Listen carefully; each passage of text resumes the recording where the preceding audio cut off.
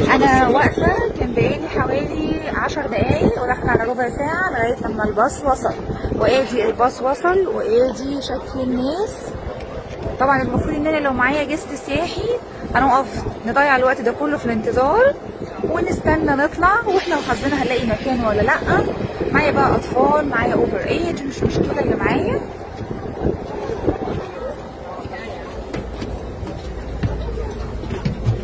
رايح عند الهرم التاني.